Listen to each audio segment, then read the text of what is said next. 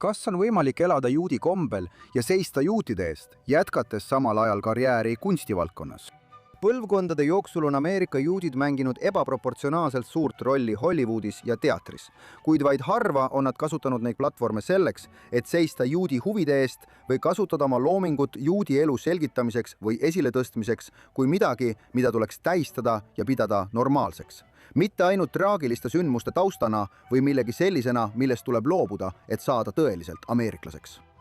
Ja pärast 7. oktoobrit ning sellele järgnenud antisemitismi peavoolustumist on juutide kustutamine ning Iisraeli demoniseerimise omaksvõtt muutunud tavapäraseks. Kuid üks Hollywoodis üles kasvanud juudi kunstnik püüab seda suundumust ümber pöörata.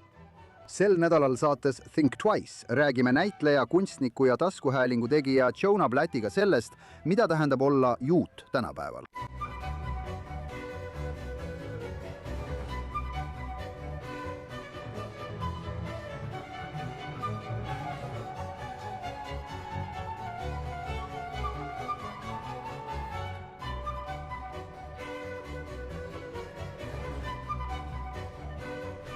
Tere tulemast saatesse Think Twice. Juudid on olnud Ameerika popkultuuris kõikjal juba üle sajandi.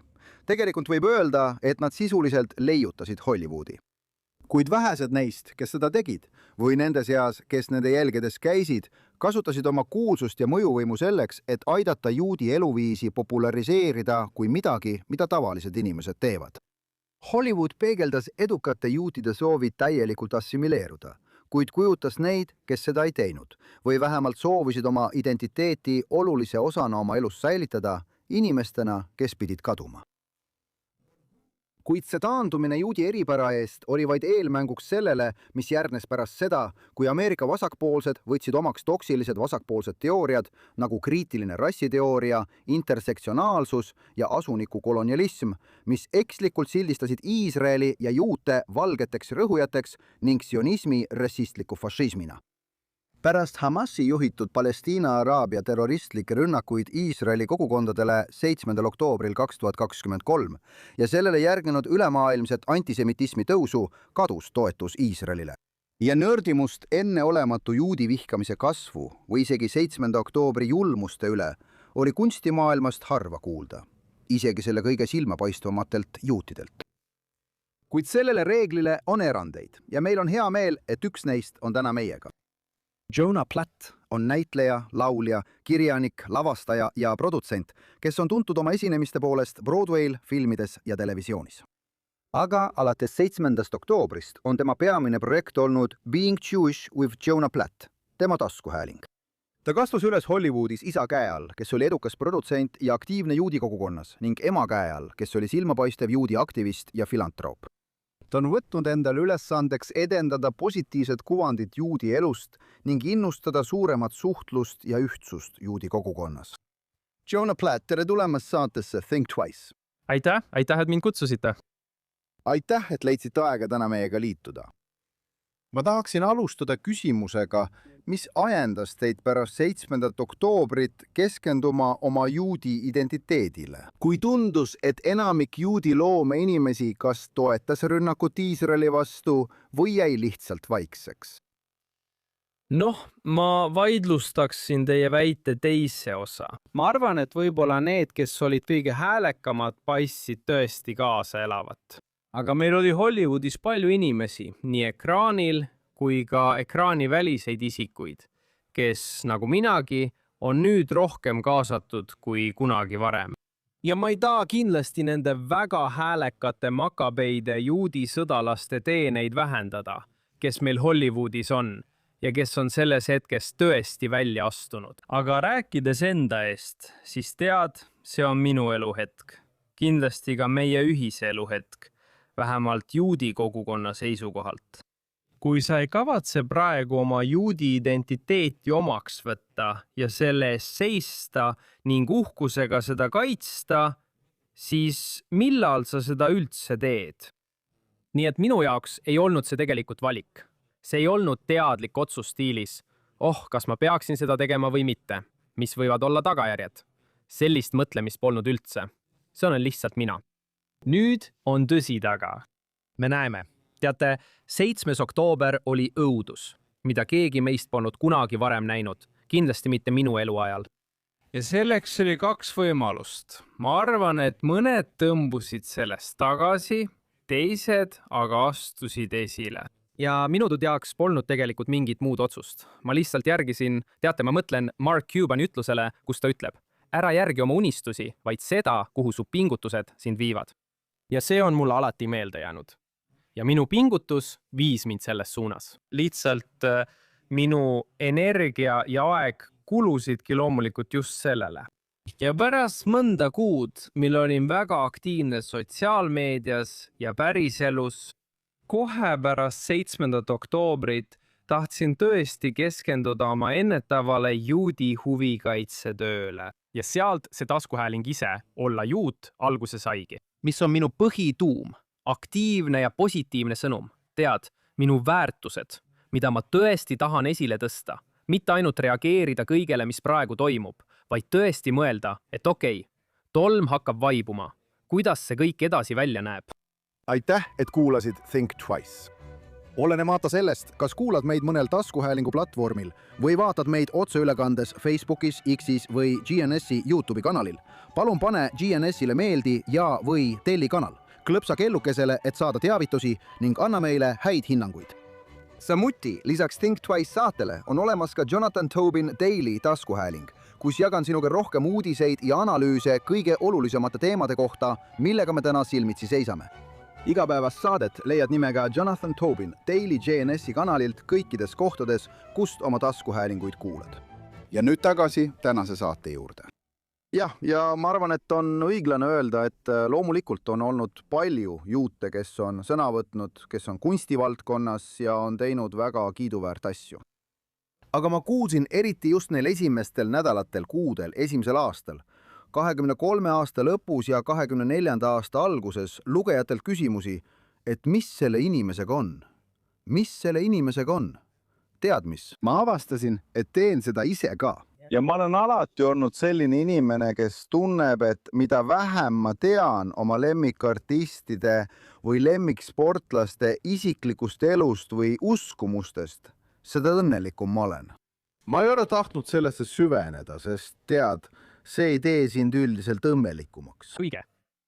Me ei pea teadma seda, et sinu spordikangelane, kui sa olid väike poiss, oli vastik joodik või midagi sellist. Või kui tal on tõesti kohutavad või sind tõeliselt õõvastavad vaated. Kunsti eraldamine kunstnikust. Õige. Aga ma avastasin, et ma ise vaatan või sa vaatad sotsiaalmeedias ja tahaksid nagu sinna sisse minna ja neid raputada ning öelda, et kuule, see on tõesti oluline, see on ajalooline hetk. Ma mõtleksin tagasi asjadele, mida ma lugesin juutide kohta Hollywoodis 1930-ndate lõpus.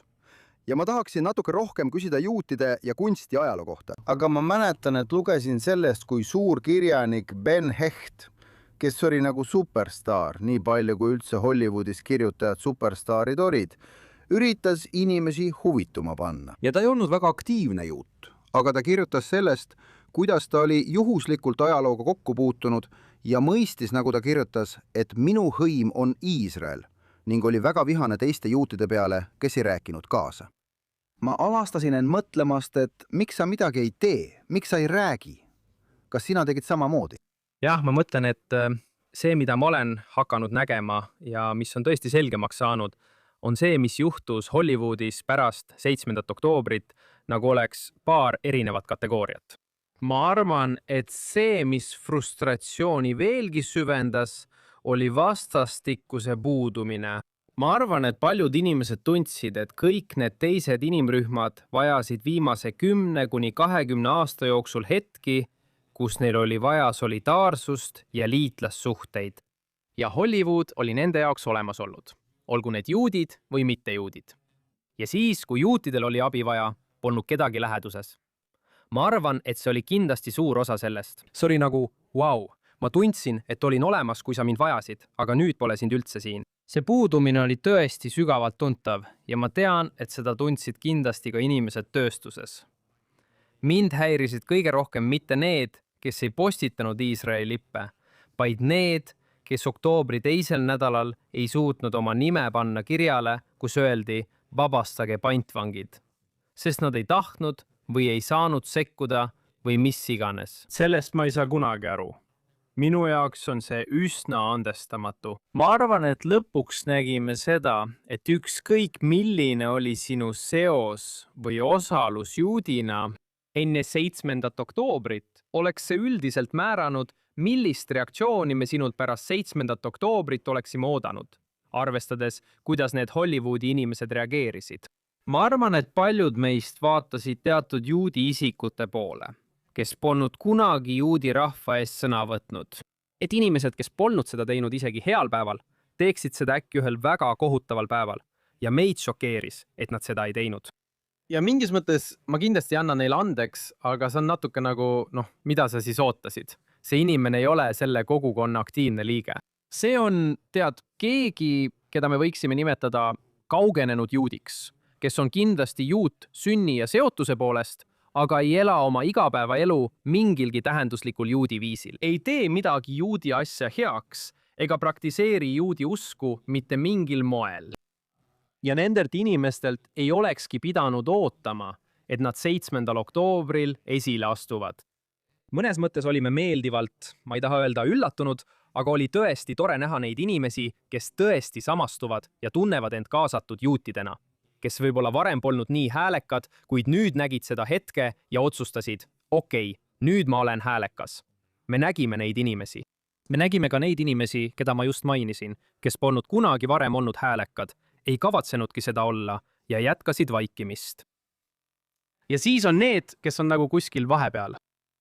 Ja need ongi need inimesed. Mind frustreerivad rohkem need, kes on rohkem kaasatud. Oleksid võinud rohkem öelda, aga mingi PR-tundlikkuse või mis tahes muu põhjuse tõttu jätsid ütlemata. Ja need inimesed frustreerisid mind. Minu jaoks ei ole see nii, et kogu Hollywood oleks ühtemoodi, kõik võrdsed. Te kõik valmistasite mulle pettumuse. Sest nagu sa ütlesid, tead ju isegi kellegi lemmiknäitleja on, nii vastik joodik. Mõned inimesed valmistavad sulle nagunii pettumuse. Minu jaoks on asi nendes, keda sa tegelikult paremini tundsid. Sa oled varem olnud teiste inimeste liitlane. Nüüd on see sinu enda rahvas. Sa oled varem juudi kalasid korraldanud. Kuidas sina seda näed? Need inimesed ajasid mind tõesti närvi. Jah, ma arvan, et tead, mitte kunstnike seas on arusaam, et ebapopulaarse asja eest väljaastumisel võivad olla tagajärjed. Ja ilmselgelt on Iisrael nüüd ebapopulaarne teema kahjuks, moekates ringkondades, ja et sellel võivad olla tagajärjed. Ja ma tean, et teistes kunstivaldkondades, ma mõtlen klassikalises muusikas, on inimestel väga raske Iisraeli eest välja astuda. Need vähesed, kes on seda teinud, saavad väga palju negatiivset tagasisidet. Aga ma olen ka kuulnud ja tead, keegi nagu Jennifer Goodwin, keda sa oma taskuhäälingus intervjueerisid, ütles, et see ei vasta üldse tõele. Ja ta on tõesti, ta on pärast 7. oktoobrit oma juudi identiteedile palju rohkem rõhku pannud. Kas see on üldiselt ka see, mida sina oled kuulnud? Jah, üldiselt juudid ei pane musta nimekirja neid, kes Iisraeli toetuseks sõna võtavad. Seda lihtsalt ei juhtu. Ma ütleksin, et see, mis tegelikult toimub, on järgmine. See on palju rohkem seotud teatud brändide või projektide üldiste äriliste kaalutlustega. Nad ei pruugi tahta olla seotud kellegagi, kes valjuhäälselt ja avalikult tõmbab tähelepanu mingisugusele probleemile, ükskõik millega seoses. See ei ole mingi juudi või Iisraeli teema. Mõned inimesed lihtsalt tahavad müüa näiteks tossusid. Nad ei taha tegeleda kellegagi, kes toob mängu midagi muud peale selle, et ostke need tossud. Nagu näitlejanna, kes mängis lumivalgekest. Midagi sellist. Tead küll, keda süüdistati filmi läbikukkumises, mis ilmselt oleks niikuinii läbi kukkunud, sest ta, hakkas väga valjuhäälselt vasakpoolseid vaateid avaldama. Õige, aga minu jaoks, nagu selles olukorras, polegi tegelikult oluline, mis see teema täpselt on. Kui sa võtad mõne tulise teema ja tood selle vaidluse kommertsprojekti kaasa, siis inimesed ei taha seda jama. Ja ma saan sellest aru, sest sa üritad midagi müüa. See oleks samamoodi, kui sa trummeldaksid Iisraeli teemal ja samal ajal üritaksid, tead küll, müüa tosse või mida iganes. aga kui asi on selles, et ma olen suur Iisraeli toetaja, me ei saa seda meest palgata. Ma ei näe, et see juhtuks. Ja tegelikult, mida ma näen, on see, et kui sa korra pea tõstad ja käe püsti paned ning ütled, jah, ma olen üks neist juutidest, kes juutide eest seisavad. Leiad kogu selles valdkonnas üles kõik oma mõttekaaslased, kes on nagu, suurepärane, mida me koos teha saame. Milliseid projekte me kõik nüüd kiiresti püüame teha, müüa ja jutustada. Ja sa näed seda kogu tööstuses, alates stuudiojuhtidest kuni produtsentidest, stsenaristide ja näitlejateni. Nagu kõik, keda see huvitab, on pärast 7. oktoobrit täiesti teistmoodi ärkvel kui enne 7. oktoobrit. Panused on kõrgemad, kiireloomulisus suurem. Ja vaata, neid lugusid on mitmel põhjusel raske rääkida ja teha. Aga mitte sellepärast, et oleks mingisugune musta nimekirja kandmine. Mitte sellepärast, et meile ei meeldi Iisrael. Meile ei meeldi juudid. Me ei räägi teie lugu. Pigem on asi selles, et kui on raske lugu rääkida, siis A, meil on raske leida õiget inimest või midagi, et see juudi lugu ära rääkida. Näiteks Netflixi sari Nobody Wants This. Minu jaoks on see suurepärane näide sellest, mida me kõik Hollywoodis peaksime püüdma teha, mis on suurepärane. Romantiline komöödia, kaasaegne, suured staarid, tõeliselt kaasahaarav, see lihtsalt räägib juutidest ja sellest, kui väga juudid armastavad olla juudid. Hämmastav, lausa täiuslik. Raskemaks läheb siis, kui sul ei ole oma saates peaosades Kristen Belli ja Adam Brody'd. See võib olla palju keerulisem. Ja võib-olla on sul raske seda inimest leida, sest nad on närvis, et tegu on juudi projektiga. Just sellises olukorras võibki probleem tekkida. Või on see lugu, mida sa üritad rääkida? Ma ei taha öelda, et liiga juutlik. Aga pigem on asi selles, et see pole piisavalt universaalselt köitev kui meelelahutus. Et sellel oleks oma väärtust lisaks sellele, et see on lihtsalt oluline juudi lugu. Sest tootmine läheb palju maksma ja sul on vaja laiemat publikut, et oma raha tagasi saada, eks? Täpselt, see on ju turg, eks? Ja see ei saa olla lihtsalt nii, et ma teen selle filmi 15 miljonile juudile planeedil Maa ja et üldse midagi tagasi teenida, peaks igaüks neist seda nägema, eks? See peab olema tõeliselt kaasahaarav lugu. Need on tõeliselt huvitavad tegelased. Ja muide, nad on juudid. Ning viis, kuidas nad räägivad, suhtlevad ja elavad oma elu, on juudi moodi. Selliste projektidega tuleski tegeleda ja nende kallal töötatakse kulisside taga. Ja inimesed tõesti töötavad nende kallal. Lihtsalt praegu on selles valdkonnas raske. Igatahes on projekte raske teoks teha. Nagu enamik inimesi teab, muutub Hollywood kiiresti ja originaalseid projekte on raskem kui kunagi varem ellu viia. See kõik on lihtsalt hunnik erinevaid tegureid. Aga lühidalt öeldes ei ole ma kogenud mingit suhtumist, et see tüüp räägib Iisraelist, me ei saa teda palgata. Nagu ma enne mainisin, on juudid ilmselgelt mänginud olulist ja keskset rolli Hollywoodi, filmitööstuse ja hiljem televisiooni loomisel. Meie lõime selle. Jah, täpselt. Kuigi Hollywoodi muuseum ei tahtnud sellest alguses rääkida, aga jätame selle praegu kõrvale. Aga juudi elu kujutamine teisiti kui kõrvalejääjana, ohvrina või assimileeruda ihkava rühmana ei olnud miski, mida enamik Hollywoodi juute oleks eriti tahtnud kujutada või mille puhul nad oleksid end mugavalt tundnud. Tead, samal ajal kui antisemiidid on alati tahtnud kujutada Hollywoodi juudi institutsioonina, siis Hollywoodi juudid ise Hollywoodi kuldajastul ei tahtnud olla kuidagi juutide esindajad ega isegi nende kaitsjad. Nagu ma ütlesin, nagu Ben Heck 30-ndatel avastas, on 2020. aastate Hollywood ilmselgelt väga teistsugune. Aga kuidas sa arvad, et see ajalugu on mõjutanud juutide reaktsiooni meelelahutustööstuses 7. oktoobri sündmustele ja praegusele antisemitismi lainele kogu maailmas? Kas peale turutegurite on endiselt mingi kõhklus süveneda tõeliselt juudi loo jutustamisse? Tead, ilmselgelt ei muretse nad enam sellepärast, et nad ei sulandu ühiskonda. Nii nagu näiteks stuudiate juhid 1930-ndatel. Aga kas sa arvad, et juudi lugude jutustamise suhtes on siiski mingi kõhklus? Jah, sa tabasid kõiki selle aspekte. Ma mõtlen, et see, mida me täna näeme, on justkui päritud eetos 30-ndatest, kus nagu sa välja tõid. Ja ma saan neist meestest aru. Ma mõistan, miks tolleaegsed stuudiojuhid muutsid oma nimed Shmuel Goldfishist Samuel Goldwiniks. tead, see polnud niivõrd, et olla juut on kohutav, vaid pigem ma olen nüüd ameeriklane. Ma olen siia kolinud Ida-Euroopast. Ma tahan olla osa sellest ühiskonnast. Me luume seda Ameerika kultuuri. Ja tead, mis on huvitav, on see, et klassikaline Hollywood on tegelikult läbi imbunud juudi lugude jutustamisest ja moraalist.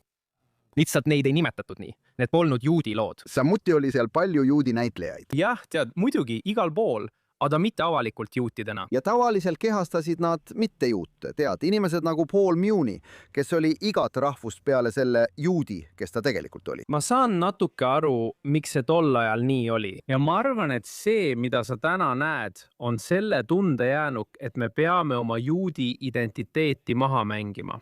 Ja me oleme lihtsalt ameeriklased. Me olemegi, ja ma arvan, et see ongi nagu alus. Ja siis ma arvan, et sellest ajast peale on seda süvendanud ka see vaidustamata hirm, et kui me oleme liiga nähtavalt juudid. Nad ütlevad, et juudid kontrollivad seda ja juudid teevad toda, mille peale ma alati vastan, et nad ütlevad seda nii kui nii. Nii et me võiksime vähemalt midagi sellest saada. Tead, mul oli see täpselt sama vestlus Jason Alexanderiga oma taskuhäälingus. Ja ta sõnastas selle, ma nagu küsisin temalt, miks? Ta sõnastas, et ma arvan, et see on mingi hirm. Ja ma ütlesin, et nad ütlevad seda nii kui nii. Miks me siis lihtsalt ei teeks seda? Ja ta oli nagu, tead, ma ei olnud selle peale mõelnud. Ma arvan, et seda pole vaidlustatud. Ma arvan, et suur osa sellest on päritud. Ma arvan, et see on lihtsalt viis, kuidas Hollywood on kaua aega toiminud.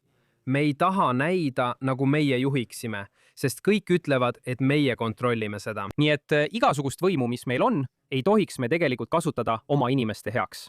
Me peaksime alati hoolitsema selle eest, et tõstame esile kõiki teisi, mis on suurepärane. On hea teisi toetada, aga meid ennast ei toetata sageli samamoodi. Ja siis jälle ma arvan, et on oluline märkida, et paljud Hollywoodi juudid ei ole juba niigi aktiivsed juudid. Nii et jälle, oodata, et need inimesed juhiksid ja toetaksid juudi projekte, juudi prioriteete ja tõstaksid esile juudi hääli.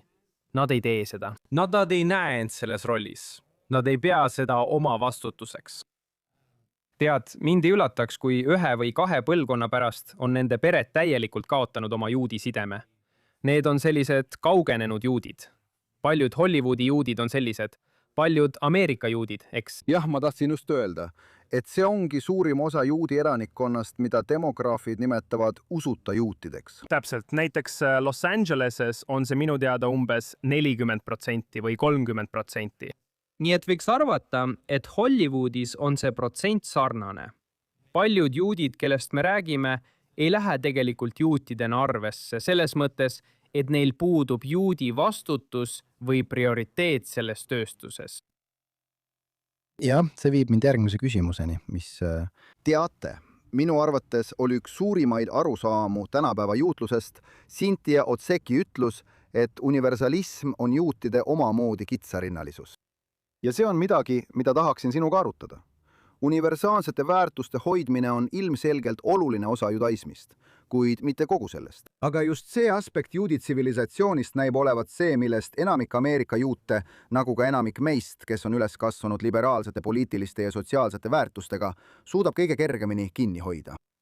Ja see on aluseks paljudele headele asjadele, mida juudid Ameerikas ja mujal on saavutanud, kuid see on aidanud neil ka relvad maha panna, kui on vaja end kaitsta. Paljud neist juutidest, kes on oma juudi identiteedi omaksvõtmisel kõige avatumad, eriti kunstis, näivad palju rohkem huvituvat teise inimese vaatenurgast kui iisraellaste või juutide omast. Mis on ühes mõttes suurepärane, sest see edendab dialoogi selle enda pärast. Kuid tegelikult ei aita see juute nende riigis kaitsta, kui see on piiramisrõngas ja üle ujutatud mitte ainult kriitika, vaid ka verevalede ja delegitimeerimisega. Isegi pärast 7. oktoobrit on neil väga raske juutide eest seista, nii nagu teised rühmad seisavad enda eest. Kas see on üks põhjusi, miks juutide reaktsioon kunstivaldkonnas praegusele kriisile on olnud, paljude kuulajate arvates, nii pettumust valmistav? Ma arvan, et see on väga terane tähelepanek ja ma arvan, et vastus on jah. Ma arvan, et see on väga ameerikalik juutluse vorm. See nagu juutlus võrdub tikkun olam. Algus, keskpaik, lõpp. See ongi kogu asi. ja loomulikult pole see kõik, mis juutlus on. see on kindlasti oluline osa juutlusest ja ilus osa, nagu sa ütlesid. Osa sellest, mis on teinud meist nii elujõulise, osa kõigist ühiskondadest, kus me oleme olnud, on see, kuidas me hoolime. Ma mõtlen, see on üks meie peamisi käske, mis tuleb juudi liturgias ja pühakirjas esile sadades erinevates vormides. Hooli võõrast, hooli lesest, hooli orvust, hooli oma vaenlasest, hooli sellest ja tollest, see on tohutult oluline. Punkt. Aga see ei ole kogu asi. Sul on vaja kogu paketti. Me oleme palju enamat kui ainult see üks väärtuste kogum, kui rääkida sellest, kes juudi rahvas. Ja kui sinu kogu arusaam juudiks olemisest on sotsiaalne õiglus, siis sinu usk, sinu hõim ei ole tegelikult juudi rahvas. See on sotsiaalne õiglus. Ja sa lihtsalt paned sellele nagu kipad pähe. jah, ma vaatasin sinu osa Jason Alexanderiga ja ta on suurepärane. ta on nii andekas ja ta on kogu oma karjääri jooksul tõesti sõna võtnud juudi asja eest. aga mulle tundus huvitav, kui ta rääkis, kuidas ta oli kõhklev lihtsalt sõna võtma. Tead, lapse eest, kes oli pantvangis. Tead, vahetult pärast 7. oktoobrit. Aga ta tahtis rääkida lastest üldiselt, tead, või vähemalt tead, tal oli ebamugav rääkida ainult Iisraeli ohvritest ja mitte Palestiina ohvritest. Ja ma olin nagu, tead, ma saan sellest aru, aga see ei ole ka see, mille peale keegi teiselt poolt mõtleks. Ja ta ei ole ainus külaline, kellel on olnud sarnane tunne või kes on seda avaldanud. Jällegi, see on ilmselt nende sees vaidustamata see instinkt, et on tõesti vaja jagada nagu... Oota, ma ei aja siin ainult omade asja. Ma ei sea juute esikohale. Jumal hoidku, et ma oleksin ainult juutide poolt. Täpselt. Jumal hoidku, et keegi arvaks, et mul on lojaalsus mingile ühele inimrühmale rohkem kui teistele. Ja ma mõtlen, et on täiesti normaalne panna oma perekond elus esikohale, kui kõik muu on võrdne muidugi. Ja see ei ole ka nullsummamäng. Sa tead, sa võid teha pantvangi jaoks ühe video ja siis teha nii palju teisi videoid teiste jaoks, kui tahad. Aga ei peakski olema. Ma usun, et sa ei pea kõhklema ega kahtlema oma soovis oma inimeste jaoks olemas olla, kui neil on sind vaja. Ma arvan, et selles pole midagi, mille eest keegi peaks vabandama. See on täiesti loomulik. Ja taas, nagu sa ütlesid, mitte ainult selle konkreetse võrrandi teine pool ei tunne selliseid kõhklusi, vaid ka ükski teine grupp ei tunne neid. Sa ei näe, et Aasia päritolu ameeriklane ütleks, oh ei, Aasia ameeriklased on rünnaku all. Ma ei tea, kas ma peaksin midagi ütlema, sest ma pean teiste gruppide pärast muretsema. Kas nad mõtleksid? Kas ma olen nende jaoks piisavalt öelnud? Ei, see on pigem nii. Sa tuled minu vastu, ma seisan oma grupi eest. See on väga loomulik. On ebaloomulik tunda, et sa pead selle eest vabandama. Ja jällegi, see võib olla mõlemad korraga. Keegi ei ütle, et see peab olema nullsumma mäng. See pole nii, et kas mina või mitte keegi. Aga on täiesti okei eelistada oma inimesi, oma identiteeti. See on loomulik, see on see, kes me oleme, selles pole midagi halba. Ja.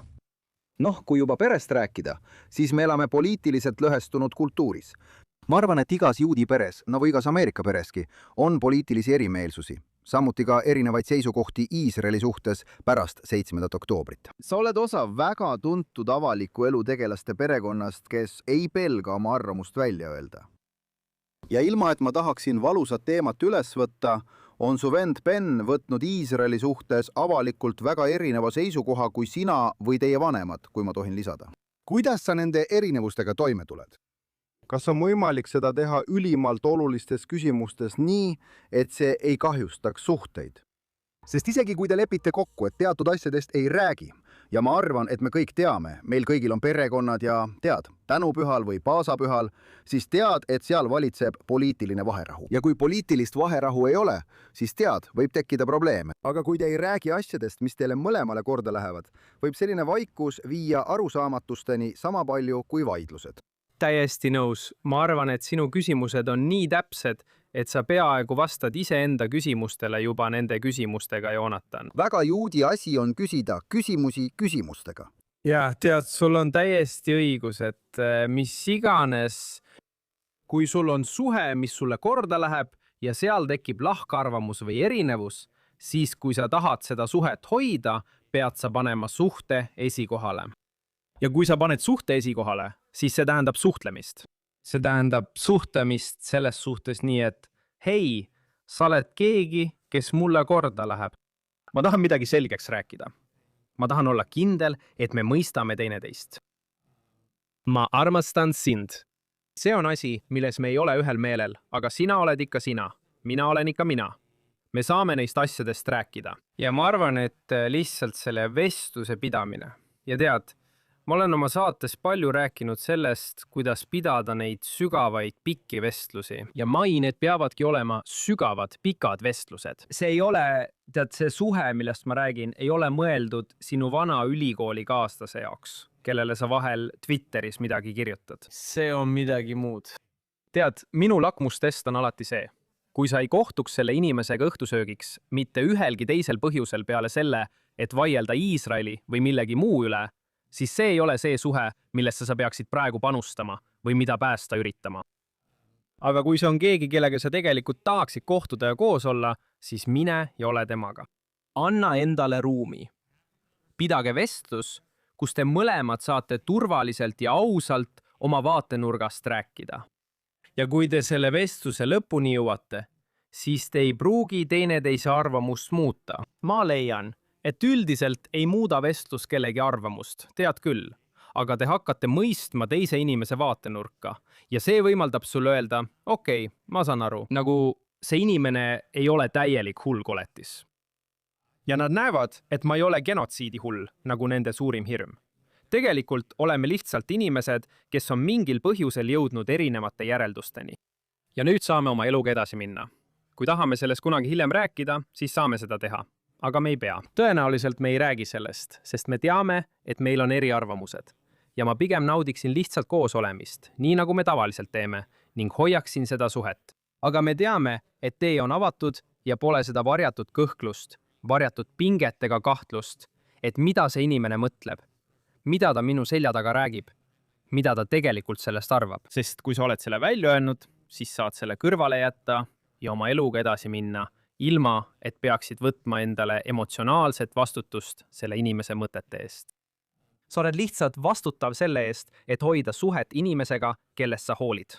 Nii et ma arvan, et mitte ainult ei ole seda võimalik teha ka siis, kui sul on suurem lahkeli inimesega, kellest sa hoolid, vaid see on ka väga oluline. Ja see on, tead, elu tervendav ja elu jõudu andev, kui seda teha. Ja vaata, jälle, kogu selle juures on oluline meeles pidada, et tantsimiseks on vaja kahte, eks? Nii et ma mõtlen, kui on keegi, kes tõesti, tead, on läinud väga hävitavale rajale, et nad tulevad sulle kallale ja ei taha sinuga mingit tegemist teha ning räägivad sinu kohta kohutavaid asju. Ja tead, sa ei vaja seda. Nii et see saab toimida ainult siis, kui mõlemad inimesed tahavad, et oleks suhe. Ja kahjuks mul on vedanud, et ma pole sellega kokku puutunud. Aga mul on palju tuttavaid, nagu ka sinul kindlasti, nagu enamikul juutidel tänapäeval, kellel kas endal või kellelgi lähedasel on see kogemus olemas. Neil on kohutavaid lugusid sellest, kuidas parimad sõbrad katkestavad suhted, tead küll, sest sa toetad Iisraeli, sinuga on minu jaoks kõik läbi, mis on minu jaoks kahjuks mõeldamatu, kuidas see saab juhtuda. See on nii julm. Aga selle vastu ei saa midagi teha. Kui keegi on nii kohutav inimene, siis see on tema probleem. Ja nad peavad ise sellega elama. Kas nad saavad öösiti rahulikult magada või mitte. Aga loodetavasti oled sa olukorras, kus sa lähened avatult ja haavatavalt ja paned suhte esikohale, mitte vaidluse ega sisu. See ei ole seotud eesmärgiga kellegi meelt muuta. Ainus eesmärk on, kuidas me üksteist näeme ja püsime ühenduses suhtes, mis meile oluline on. Üldiselt loodan, et sa suudad seda suhet säilitada. Jah, ma arvan, et see on väga hea nõuanne. Ma arvan, et probleem on selles, et meie üldine kultuur liigub ja on liikunud hoopis teises suunas. Ma mäletan, et kuulsin rabidelt ja tead, pärast 2016 aasta presidendivalimisi, et oli paare, kes lahutasid, sest nende tunded Trumpi suhtes olid nii erinevad. Ja ma mõtlesin, et see on nii hullumeelne. ja on nii palju paremaid põhjuseid, mille üle abielupaarid võiksid vaielda kui poliitika. aga ometi on see päriselt olemas. ja ma arvan, et see on kandunud üle igale teemale. Aga kindlasti, kuna Iisrael on muutunud kultuuris nii keskseks teemaks. Ma arvan, et see suunab inimesi negatiivsetesse suundudesse, kus nad tunnevad peaaegu, et nad ei kuulu enam päriselt oma poole hulka, olenemata sellest, kummal poolel nad on. Kui nad ei ole vihased sugulaste või väga lähedaste inimeste peale, kui nad nendega ei nõustu. jah, see on vale reaalsuseks. Aga sotsiaalmeedia ja suur osa meie elust ongi praegu just selline. See on virtuaalne või vale reaalsus. ja ma mõtlen seda, et arusaam, nagu meil poleks mingit sõnaõigust selles, kuidas me omavahel suhtleme või et 2016 aasta tõttu. Ja ma olen nõus, et Donald Trumpi tõus tõi tõesti kaasa selle kohutava ebaviisakuse. Selles, kuidas me nüüd peame vastuvõetavaks omavahelist suhtlemist ja üksteisesse suhtumist. Selles riigis ja suuresti kogu maailmas algas see tõesti viimase 10 kuni 15 aasta jooksul. Me ei pea seda enam ise tegema, sest see on justkui õhus. Me näeme teisi inimesi seda tegemas televisioonis, poliitikas, sotsiaalmeedias ja meie ümber. Me mõtleme, et ju siis nii käitutaksegi nüüd. Aga me saame valida, et me ei tee seda samamoodi, nagu me justkui kaotame kriitilise mõtlemise oskuse. Asi pole selles, et me poleks võimelised kriitiliselt mõtlema. Me lihtsalt näeme, et paljud inimesed ei tee seda. Ja nii me lähemegi edasi, isegi ilma, see on muidugi alateadlik, aga me ei, ma arvan, et ma ei pea selles osalema. Ma võin lihtsalt midagi internetist lugeda ja eeldada, et see on õige ning hakata sellest rääkima ilma igasuguse kriitilise mõtlemiseta. Me peame jätkuvalt seda sõnumit kordama, ütlema, hei, ei, sul on siin valikuvõimalus. Me võime lihtsalt omavahel viisakalt rääkida. Me võime näha üksteist inimestena.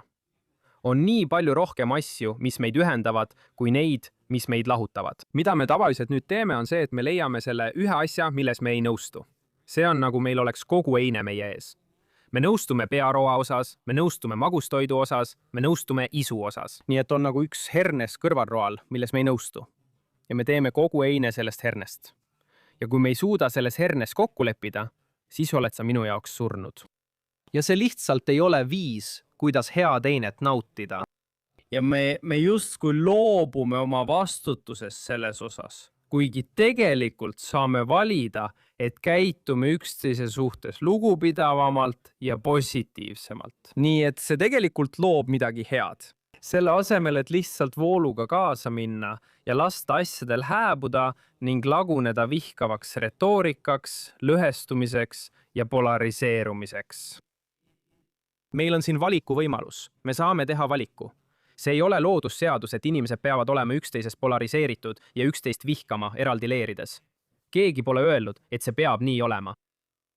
jah, see on kuidagi nii, nagu kultuur on liikunud. Ma tead, ma tegin kunagi väitlusprogrammi koos oma vana sõbra J.J. Goldbergiga, kes oli pikka aega ajalehe Forward toimetaja. Ja me pidasime neid vasak-parem väitlusi. Aga selle mõte oligi see, et me olime vanad sõbrad ja suutsime viisakalt rääkida ning käisime sellega ringi üle kogu Põhja-Ameerika. Isegi, ma arvan, Jersus, kus oli Rabi Volpe. Ja tihti me saime, aga huvitav selle juures oli see, et me vaidlesime Iisraeli ja igasuguste teiste asjade üle. Ja lõpuks tuletasime inimestele meelde, et neil on rohkem ühist kui neid lahutavaid asju. Aga sageli oli publiku reaktsioon see, et te ei ole ju tegelikult nii väga erimeelt. Ja siis me vastasime, et kas te ikka kuulusite? Me ei teinud muud kui vaidlesime, aga nemad reageerisid toonile. Me ei karjunud üksteise peale, me naersime koos. Me vahel tegime üksteise üle nalja, aga rääkisime lugupidavalt. Ja neid oli õpetatud mõtlema, et kui sa nii käitud, siis sa tegelikult ei vaidlegi. Õige, täpselt nii. See on nagu lihas, mille kasutamist me unustame, aga see on meil olemas. Meil on see võimekus. See on meil alati olnud. Lihtsalt, nagu sa ütled, kultuur annab meile loa lasta sellel lihasel kärbuda. Ja seega peame pidevalt julgustama oma kaasinimesi ja kogukonna liikmeid seda lihast kasutama. Mitte ainult sellepärast, et see tundub hea või et see on õige asi, mida teha. see on parem kõigile. Ma mõtlen, et see on nii positiivne kogemus. sellel pole ühtegi halba külge. sellel pole ühtegi halba külge. ei ole. Aga ma ütleksin ka, et isegi juudi kogukonnas ei ole enam selliste arutelude jaoks eriti turgu, nagu me oleme avastanud. ma ei tea, ma just vaatasin ühte toredat arutelu. Ma arvan, et palju inimesi vaatas Darrow Horni ja Deborah Lipstadti arutelu. Sapiri arutelu sai ka palju tähelepanu. Jah, ei, kuula, ma ei ütle, et see on võimatu, aga minu kogemuse põhjal tundub, et selle vastu on natuke vähem huvi kui varem, lihtsalt sellepärast, et inimesed on kõigepeale nii vihaseks läinud. Aga samas, tead, see viib mind mu järgmise küsimuseni, mis on see, et on üks asi rääkida suhete ja perekonna tähtsustamisest, kui tegemist on erimeelsustega perekonnas. Aga kus me kogukonnana piiri tõmbame? Sa oled korduvalt rääkinud kaasamise olulisusest. Aga sellele võib vastata, et kui me seisame ainult kaasamise eest, siis me tegelikult, tead, see tähendab, et me tegelikult ei seisa millegi konkreetse eest. Kus me peaksime kogukonnana piiri tõmbama? Sest kui ma olen oma ajakirjaniku karjääri jooksul midagi õppinud, siis seda, et kõik tahavad piiri tõmmata, lihtsalt ei olda ühel meelel, kuhu see piir peaks minema. See on ilmselgelt lai küsimus. Ma arvan, et isegi kui piirid on tõmmatud ja muidugi, nagu sa ütled, igal pool on mingi piir, peab uks alati avatuks jääma. Seda tahan ma kindlasti öelda. Me peame alati pakkuma väljapääsu. Väljapääs peab alati olemas olema. Kui ja millal sa oled valmis oma meelt muutma, on meie uks avatud. See on minu jaoks väga oluline. Aga ma ei arva, et see tingimata tähendab, et piiri pole. Kõik on alati teretulnud. Ma arvan, ja ma olen sellest tegelikult rääkinud, näiteks toon sulle näite juudi organisatsiooni kontekstis. See küsimus tuli üles. Ma olin koos mõnede juudi organisatsioonide juhtidega. Kus me peaksime tõmbama piiri, kui rääkida antisionistlikest inimestest, kes töötavad juudi organisatsioonides? Ja mina tundsin isiklikult, et teil on igati õigus see piir tõmmata. Kui te olete juudi organisatsioon, kelle missioon on mingil moel, teate küll, juudi rahva edendamine või mõne konkreetse juutluse aspekti toetamine või juudi rahva toetamine. Öelda, et kui sa oled mingil moel juudi kodumaa olemasolu vastu, siis see organisatsioon ei ole sinu jaoks. Mine Jumalaga. Mine tööle kuhugi mujale, mis võiks sulle sobida. Kui meelt muudate, meil on töökoht olemas. Tule Jumalateenistusele. Väga hea. Aga sa ei pea siin töötama. Ja ma arvan, et see on täiesti košer. See on täiesti okei. Ma arvan, et sellised piirid tulebki tõmmata. Ja sinu sünagoogis joonistuvad need piirid mingil määral ise välja. Tead, kui me oleme sünagoogis, kus me loeme iga nädal Iisraeli riigi eest palvet ja palvetame Iisraeli sõdurite eest, siis kui sa oled keegi, kes teeb selle teistele ebamugavaks või kui see teeb sind ennast ebamugavaks, siis sa tõmbad ise selle piiri, kas tahad jääda või lahkuda. Sünagoog ei ütle sulle kunagi, et sa pead lahkuma. Uks on alati avatud, aga kui sina... Või vähemalt peaks see nii olema. Vähemalt peaks see nii olema. Aga sina otsustad ise. Mina ei saa siin enam olla. See ei ole minu väärtused. Ja sina tõmbad oma piiri. Ja kui see pole sinu jaoks, siis mine Jumalaga. Mine kuhugi mujale. Kui meelt muudaksid, on see siin olemas. Minu jaoks on see õige suhtumine. Kui meelt muudaksid, oleme siin olemas. Aga kui sinu jaoks on midagi nii tähtsat, mis on vastuolus sellega, mis on meie jaoks oluline, siis võib-olla see koht ei ole sinu jaoks. Jah, ma arvan, et see on väga oluline punkt, sest küsimus sellest, kas kõik on arutletav, isegi nii mitmekesises kogukonnas nagu juudid, tead on lihtne öelda, et me võime kõik eriarvamusel olla, näiteks selles, millised peaksid olema maksumäärad. Aga kui asi puudutab ainsa juudiriigi hävitamist planeedil, kus elab pool maailma juutidest ja seda käsitletakse kui midagi, mille üle saab vaielda, siis ma võin öelda enda poolt, et olen valmis peaaegu kõike arutama, aga seda ma ei taha arutada. Jah, ma olen sinuga nõus.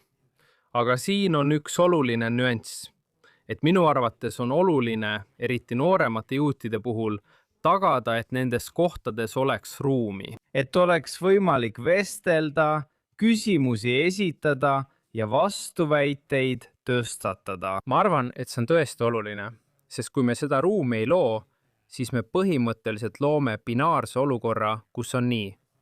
Kas sa armastad Iisraeli ja kui sa ei armasta Iisraeli, siis tähendab see, et sa oled teisel poolel, mis tähendab, et sa oled Iisraeli vihkajate poolel, olenemata sellest, kas sa tegelikult vihkad seda või mitte. Ja me ei taha seda binaarsust luua, me ei taha, et see oleks kõik või mitte midagi.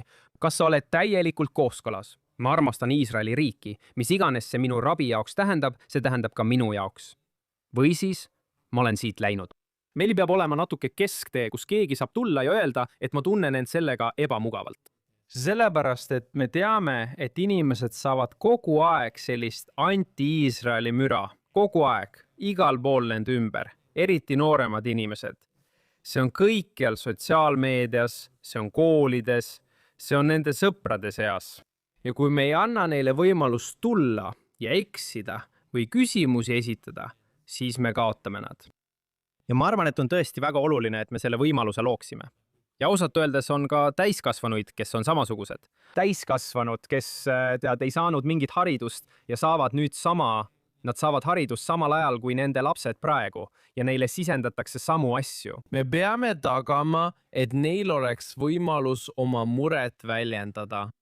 Aga päeva lõpuks ma arvan, et piire oleks 2. Üks on see, kas Iisrael peaks eksisteerima või mitte. See tundub minu jaoks üsna kindel piir. Me võime arutada poliitikat, tead. Nagu ma ütlen, keegi ei kritiseeri Iisraeli nii palju, kui iisraellased ise iga päev. Absoluutselt. Sellega pole meil mingit probleemi. Aga, tead, me peame nõustuma, et juudid peaksid iseenda üle kontrolli omama ja neil on üks koht maa peal, millega meil kõigil on side. Jaa, et on olemas. Et on teatud taaskord organisatsioonilised asjad, kus pole sobilik sekkuda. Kui minu missioonilaus on, siis see on. Tead, me tegeleme siin Iisraeli-alase haridustööga ja korraldame korjandusi, et koguda raha ühele kibutsile Iisraelis. Ja kui see pole sinu teema, siis võib-olla pole see lihtsalt sinu jaoks õige koht. Ja me ei pea vaidlema selle üle, kas me peaksime kibutsu beeri jaoks raha koguma. Kui see sind nii väga häirib, siis see pole sinu jaoks õige koht. Jah, ma arvan, et see on tõsi. Ja ausalt öeldes arvan ma, et tead, Iisrael või mitte, Iisrael on praegu tõesti ainus teema. Tead, küsimused selle kohta, kus piir peaks olema. Kõik need asjad, mis olid tõesti olulised 20 või 30 aastat tagasi, ei ole minu arvates enam eriti olulised ja kindlasti mitte pärast 7. oktoobrit. Mind huvitab, miks sa nii tunned? Ma tunnen nii, sest olen viimased 30 aastat olnud selle arutelu osa. Kas Iisrael peaks lihtsalt eksisteerima? Jah või ei? Ma arvan, et see on praegu ainus tõeline küsimus. Sest ma arvan, et pikka aega justkui juudi kogukond. Iisrael ise oli väga lõhestunud, tead, rahuprotsessi poliitika osas. Ja see kajastus ka aruteludes siin Ameerika Ühendriikides. Aga me tegelikult enam sellest ei räägi, me räägime millestki palju elementaarsemast. Tead, antisionism ei olnud midagi sellist, mida oleks arutatud või mis oleks olnud kuidagi normatiivne. Näiteks New York Timesi toimetuse veergudel, tead, 20 või 30 aastat tagasi, see ei olnud normatiivne, aga praegu on see väga normatiivne. See ongi suures osas selle vaidluse sisu.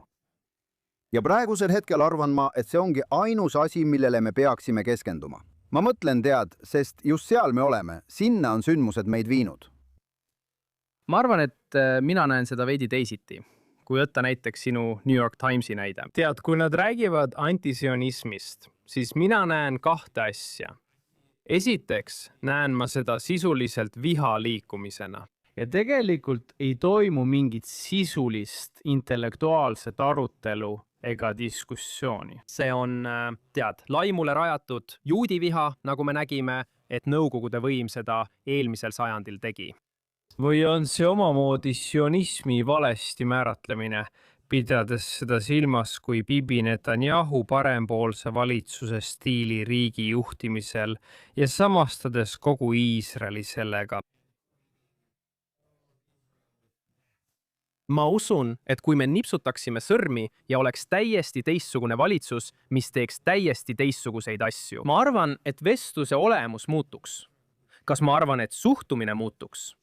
Mitte tingimata, aga ma arvan küll, et arutelu olemus muutuks. Kui sa ei näeks valitsust, mida tajutakse vähemalt mingil määral kolonistide vägivalla lubajana või toetajana. Või kellel on ambitsioonid võtta üle Gaza, võtta üle Liibanon ja võtta üle Lääne-Kallas. Vähemalt selline on selle praeguse valitsuse kuvand. Ma arvan, et asjad võivad diskurssuse tasandil muutuda, kui selle aasta lõpus tuleb valitsuse vahetus. Aga eks näis. ma vaidlen sellele vastu, sest ma ei usu, et sel aastal oleks võimalik valida ühtegi valitsust, mis seda muudaks. Ja ilmselgelt on teada, et iisraellased on Netanyahu suhtes väga lõhestunud, kuid sõja suhtes nad ei ole lõhestunud. Nad ei ole tegelikult lõhestunud Iraani vastase sõja ega ka Hamasi vastase sõja suhtes. Teate ju küll. Ja lõppude lõpuks, kui Netanyahu on olnud võimul kõik need aastad, siis ta on ju nii palju valimisi võitnud. See ei ole sellepärast, teate küll, see ei ole mingi vandenõu, vaid sellepärast, et teine pool on justkui vaidluses alla jäänud. Ja teate küll, kui tegu pole Bennetti ega Lapidiga, siis nende poliitika sõja suhtes ei ole eriti erinev. Ja ma arvan, et kui vaadata lähemalt paljusid neist inimestest, siis ma toon näiteks New York Timesi. Ma arvan, kes just võitis Pulitzeri preemia. Te võite vaadata nende kirjutajate nimekirja, nende ideid, toimetajad, kes just kirjutas selle hullumeelse raamatuarvustuse pundi kohta käivast raamatust. Tiit, põhimõtteliselt öeldakse, et igaüks, kes arvab, et sionism ja Iisrael on juudi identiteedi lahutamatu osa, on hull. Ma ei usu, et nad suhtuksid soodsalt ühessegi valitsusse, mis võiks Iisraelis võimule tulla. No see viimane osa, mida sa just ütlesid, viitab sellele esimesele punktile, mille ma tõin. Ja minu jaoks on see lihtsalt veel üks juudi vihkamise vorm. Kui sa ütled mulle, et see on mõeldamatu. See on juudi vihkamise vorm, mida New York Timesi toimetuse leheküljel tegelikult ei nähtud. Tead, ajal, mil liberaalid vaidlesid konservatiividega, näiteks keegi nagu Anthony Lewis, on tema asemele tulnud need tüübid. Ja, see pole suurepärane, ma mõtlen, see on tead, antisionism. Me ei ole olnud valmis selle konkreetse juudi vihkamise vormiga tegelemiseks. Meile ei ole ühiskonnana, juudi kogukonnana õpetatud, kuidas see toimib, kuidas seda ära tunda. Ma mõtlen, et mina ei ole. Ma ei ole kindlasti esimene, kes seda ütleb, aga tead, me oleme kogu oma aja ja ressursid kulutanud õpetamisele. Juudi viha võrdub holokaustiga, tead. Nagu see näebki nii välja. See ongi see. Ma tean, kuidas natsit ära tunda. Ja kui sa ei ole nats, siis ma ei tea, kuidas aru saada, kas sa oled juudi vihkaja või mitte. Ja me ei kulutanud aega, raha ega ressursse õpetamisele. Näiteks nõukogude antisemitism, antisionism. Ja kuidas see välja nägi? Ning kuidas juudid ise nõukogude Venemaal kaasati oma enda institutsioonide lammutamisse. Ja meil puudub see tuttavlikkus, meil puudub mustrituvastus ning seetõttu toimub see praegu sotsiaalsete normide sees, mis ongi viis, kuidas juudi vihkamine sageli toimib. Ja me üritame praegu järele jõuda. Ma arvan, et see on väga oluline punkt. Lubage mul korraks filmide juurde tagasi pöörduda või vähemalt millegi sarnase juurde. Üks filmidega seotud küsimus 2024 kohta. Te kuulusite juudi loojate rühma, kes kirjutasid kirja Ameerika Filmiakadeemiale, et avaldada vastuseisu tolleaegsetele uutele Oscarite reeglitele. Mis puudutab kaasatust, siis palusite, et juudid oleksid nende alaesindatud rühmade seas, keda need reeglid puudutasid. Ma ei usu, et te sellega väga kaugele jõudsite, kuigi võite mind parandada, kui ma eksin. Aga kas DEI saab? Mis praktikas? Olenemata sellest, kas mõned inimesed arvavad, et see on tõsi, käsitleb Iisraeli ja juute kui valgeid rõhujaid, mis ongi peamine põhjus, miks nii paljud progressiivsed inimesed on Iisraeli vastu pöördunud. Kas see saab tõesti juute kaasata, kui need, kellele see korda läheb, näevad juute kui rõhujate klassi osa ega pea neid tegelikult ohvriteks? See on tead nii keskne küsimus. Ma tean, et teie, mu mustanahalised sõbrad ja liitlased, peate DEI-d enda jaoks ülioluliseks. Ja et sina... Nad on selle peale väga pahased ja tunnevad end sügavalt haavatuna. Kui nad näevad, et juudi hääled ütlevad, et kogu asi tuleks ära kaotada, mõtlevad nad, aga mis meist saab? Mida sina tead?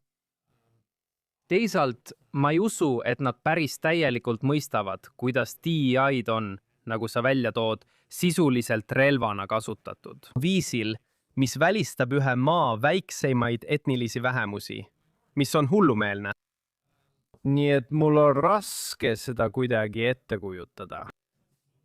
Kas on olemas versioon, kus meil peaks olema toimiv DEI, õppekava või maailmavaade, kus mitmekesisus ja kaasatus hõlmavad juute kui mitmekesist etnilist vähemust? Absoluutselt, kui sa mõistad, kes ja mis juudid on, siis sobituvad nad sellisesse raamistikku üsna loomulikult.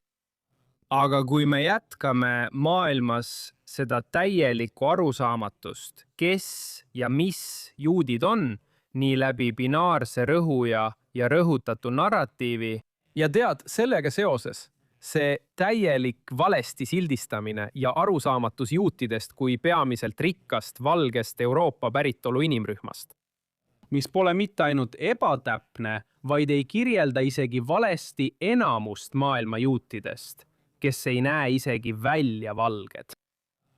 See ongi nii hulluks ajav, see ongi suur probleem.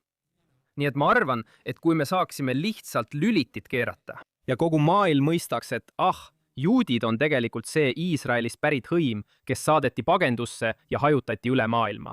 Ja nüüd, ma ütleksin, et me oleme nagu Galapagose vindid. Me kõik areneme erinevatel saartel erinevalt, tänu evolutsioonile. Meid hajutati laiali, nii et mõnel meist on pikemad nokad ja mõnel tuleb süüa teistsuguseid pähkleid. Sest me kasvasime üles seal ja teised kasvasid üles seal. Aga me kõik pärineme samast algsest seltskonnast.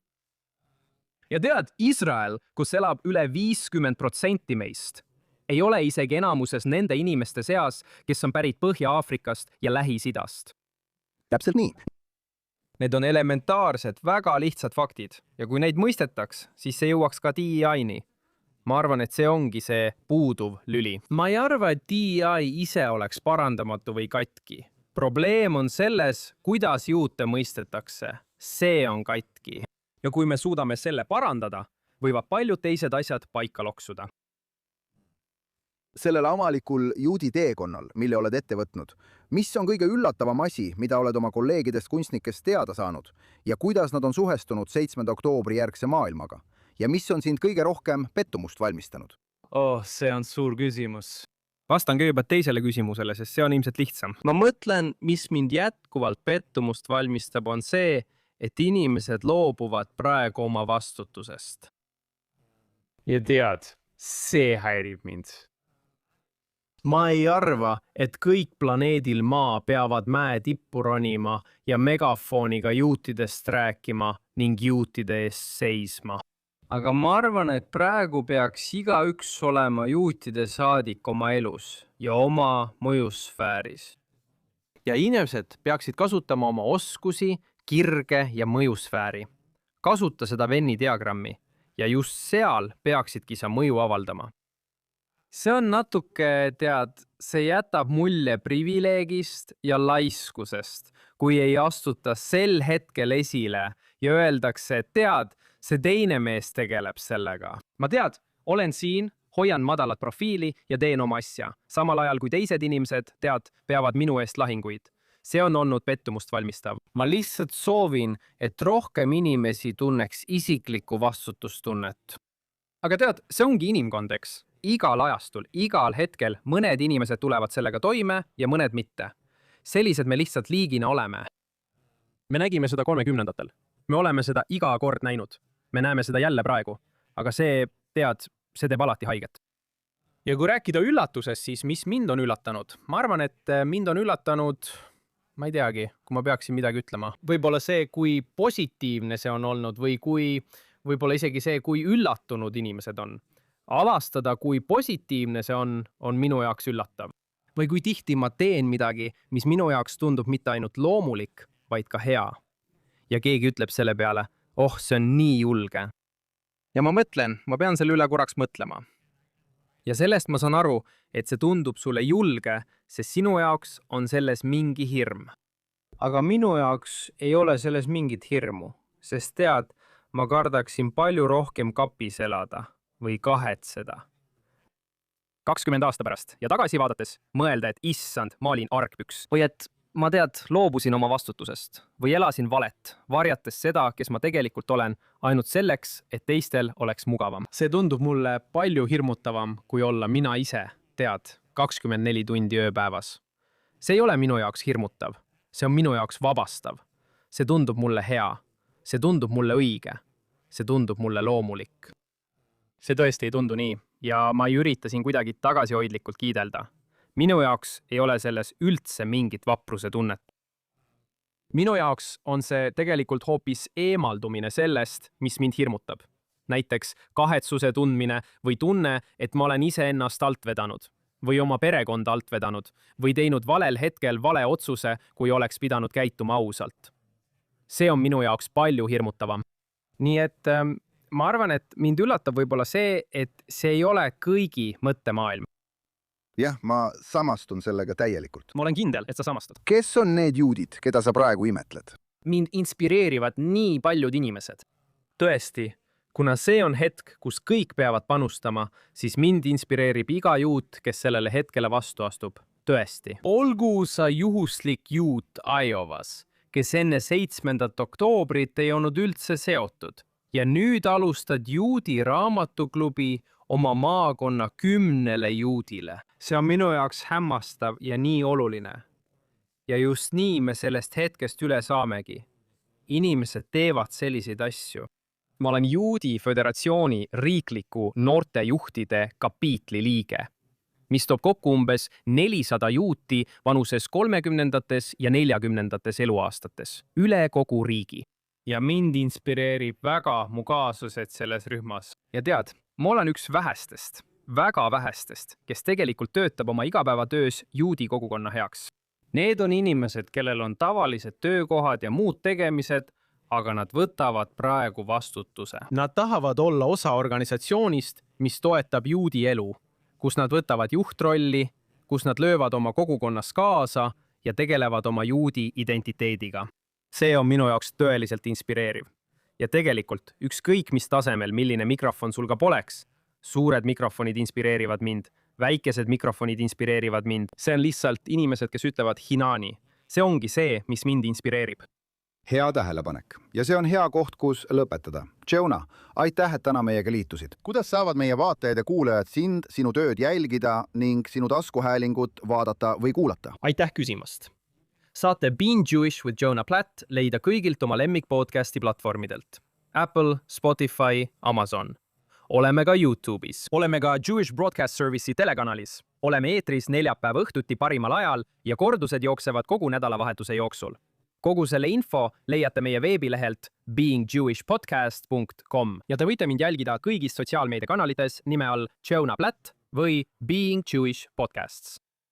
See on suurepärane.